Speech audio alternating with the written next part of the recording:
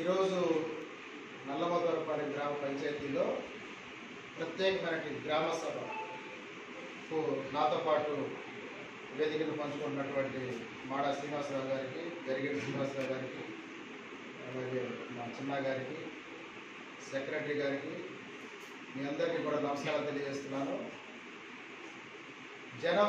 November 26వ తారీఖు ఇది ఒక భారతదేశానికి, భారతీయులందరికీ కూడా చాలా గర్వించదగినటువంటి రోజు ఈరోజు. ఎందుకంటే భారత రాజ్యాంగం ప్రపంచంలోనే అతి శక్తివంతమైనటువంటి, సర్వశ్రేష్టమైనటువంటి ఒక రాజ్యాంగాన్ని బాబాసాహెబ్ అంబేద్కర్ గారి సారథ్యంలో ఒక కమిటీ కూర్చొని 1947వ సంవత్సరంలో భారత రాజ్యాంగానికి ఏ విధంగా మనం 1947లో స్వాతంత్రం వచ్చింది మనందరికి తెలిసిన విషయమే. అయితే బ్రిటిష్ వారు పూర్తి అధికారాలు మనకి ఇవ్వలేదు, స్వాతంత్రం మాత్రమే ఇచ్చి, అంటే మనకు కూడా ఒక విధి విధానాలు, ఏ విధంగా దేశాన్ని నడుపుకోవాలి, ఏ డిపార్ట్మెంట్ ఏ విధంగా పనిచేయాలి, పోలీసులు ఎట్లా ఉంటుంది, మిలిటరీ ఎట్లా ఉంటుంది, ప్రజలు రైతులకు ఏ విధంగా సబ్సిడీలు కానీ వాళ్ళ ప్రోత్సాహం కానీ ఇవన్నీ మనకు విధి విధానాలు తెలియదు.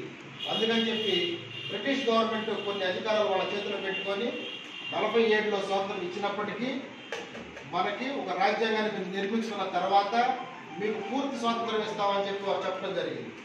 అందుకోసం బాబాసాహెబ్ అంబేద్కర్ గారి నేతృత్వంలో ఒక కమిటీ కూర్చొని ప్రపంచంలో ఉన్నటువంటి రాజ్యాంగాలన్నింటినీ కూడా క్షుణ్ణంగా చదివి ప్రపంచ మేధావి అయినటువంటి అంబేద్కర్ గారు వారికి అందుకే ఈ రాజ్యాంగాన్ని రాసేటటువంటి బాధ్యత అప్పగించడం జరిగింది. ప్రపంచంలో ఎవరూ చేయనటువంటి 16 డిగ్రీలతో ఆయన ప్రపంచంలో పలు దేశాల్లో చదివి ప్రపంచ మేధావికి ఖ్యాతి గడించాడు. ఆయన ఆధ్వర్యంలో అన్ని దేశాల్లో ఉన్నటువంటి రాజ్యాంగాలను చదివి భారతదేశానికి ఒక రాజ్యాంగాన్ని, ఒక శక్తివంతమైన రాజ్యాంగాన్ని ఇవ్వడం జరిగింది.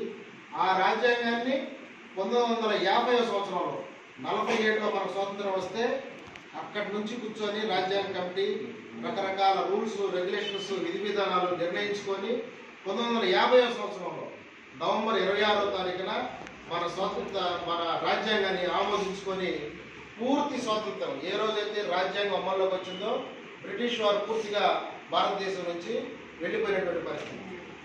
అందుకని మన స్వాతంత్రం వచ్చిన తర్వాత రాజ్యాంగాన్ని మనం ఆమోదించుకున్నటువంటి రోజుని మనం భారతీయులందరూ కూడా గర్వంగా, రాజ్యాంగం అనేది ఏ ఒక్కరికో ఒక సొంతం కాదు, భారతీయులందరూ కూడా స్వేచ్ఛగా, స్వతంత్రంగా, అందరూ కూడా సమానత్వం, ఎవరు కూడా ఎక్కువ తక్కువ అని ఒక జమీందారులని ఒక ఇదని కాకుండా రాజ్యాంగం ఏం చెప్తుంది?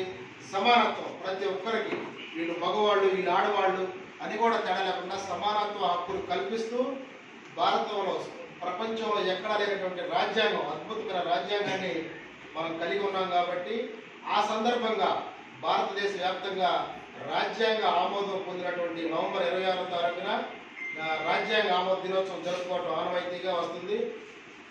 ఆ క్రమంలో భాగంగా అంటే దీనికి ఒక ప్రత్యేకమైనటువంటి రోజుగా పరిగణించి గ్రామంలో ఉన్నటువంటి, ఇందాక సెక్రటరీ గారు చెప్పినట్టు, కొన్ని సమస్యల మీద కూడా చర్చించుకొని ఈ గ్రామ సభకి ఒక విలువని, ఒక పద్ధతిని కలగజేయాలని చెప్పి ఇలాంటి సభలు ఏర్పాటు చేయడం మనకి తెలిసిన విషయమే. ఈ రోజున మన గ్రామంలో కూడా రాజ్యాంగ నిర్మాత, ప్రపంచ మేధావి, భారతరత్న డాక్టర్ బాబాసాహెబ్ అంబేద్కర్ గారిని పూలమాలతో గౌరవించుకున్నాం, సన్మానించుకున్నాం. అలాంటి మహానుభావుని, వారి యొక్క స్ఫూర్తిని, వారు ఏదైతే రాజ్యాంగం రాసి భారతదేశాన్ని, రాజ్యాంగాన్ని అనుసరిస్తూ భారతీయులందరూ కూడా వారు చెప్పిన మార్గంలో నడుస్తూ భారతదేశ అభివృద్ధిలో ప్రతి పౌరుడు భాగం కావాలని చెప్పి కోరుకుంటూ, వారిని స్మరించుకుంటూ, భారత రాజ్యాంగ నిర్మాతను స్మరించుకుంటూ వారికి జోహార్లు అర్పించుకుందాం. జోహార్ డాక్టర్ బిఆర్ అంబేద్కర్, జోహార్ డాక్టర్ బిఆర్ అంబేద్కర్, జోహార్ డాక్టర్ బిఆర్ అంబేద్కర్. భారత్ మాతాకి, భారత్ మాతాకి, భారత్ మాతాకి. ఆ విధంగా వారికి నివాళులు అర్పించుకోవడం కూడా సంతోషం.